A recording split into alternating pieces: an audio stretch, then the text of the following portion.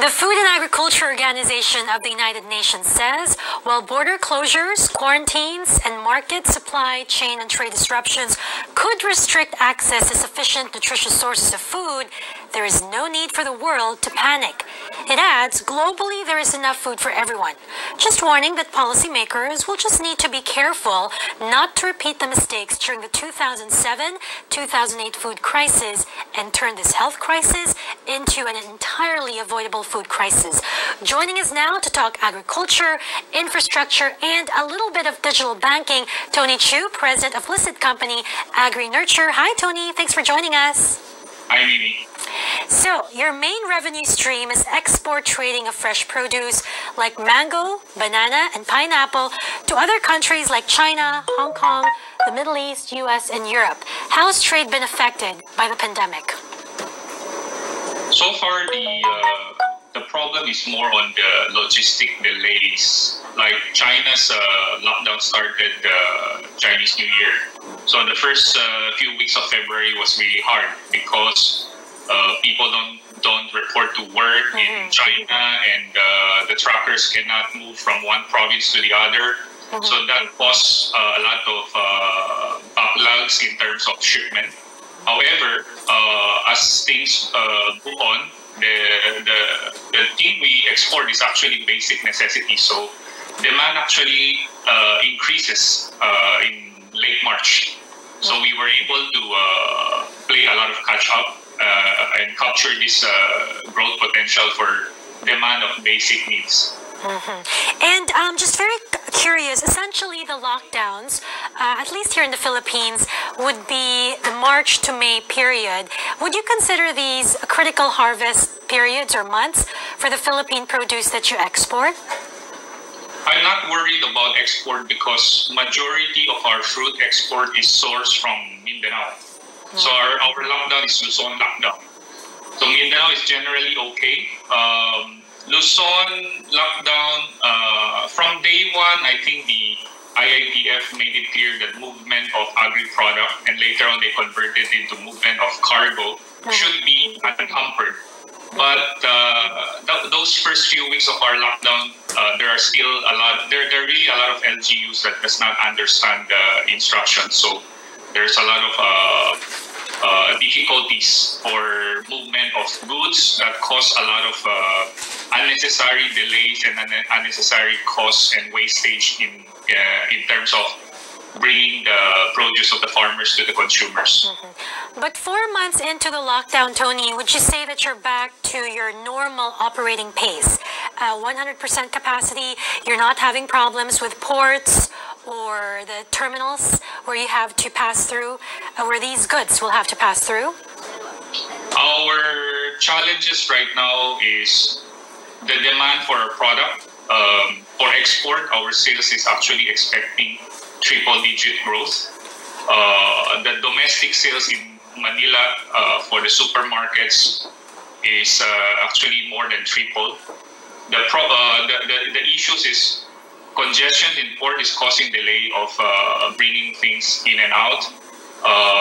The shortage of manpower, the delays in processing of remittances within the banking system because the backroom of the banks are not working in full capacity, and a lot of support sector they are hampered. So we're working during this ECQ. Actually, the entire company, the entire team is working even harder because everyone has to carry a lot of jobs that are left by people who cannot report to work. Tony, you don't just export. I know that you also are importing and trading rice since 2015.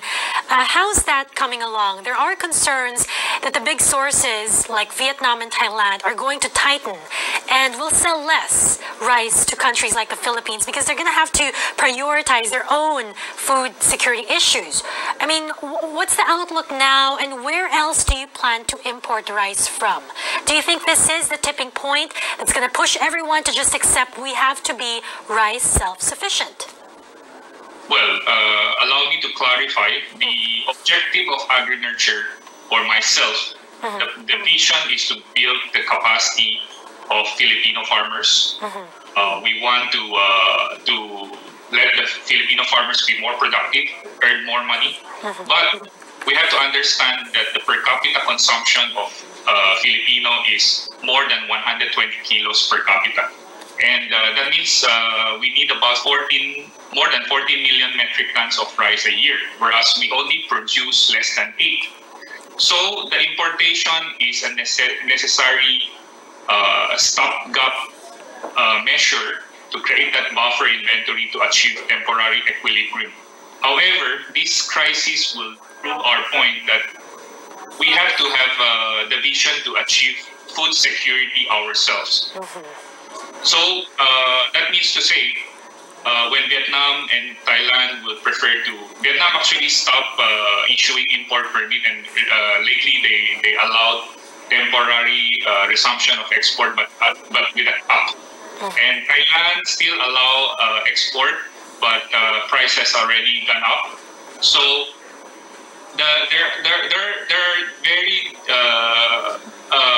little supply available in the international market, and if there is, the price would be too expensive. So we have to rely on ourselves. How do we rely on ourselves? Increasing productivity is one, but the easiest one is to reduce per capita consumption, because the per capita consumption, a lot of it is actually wastage.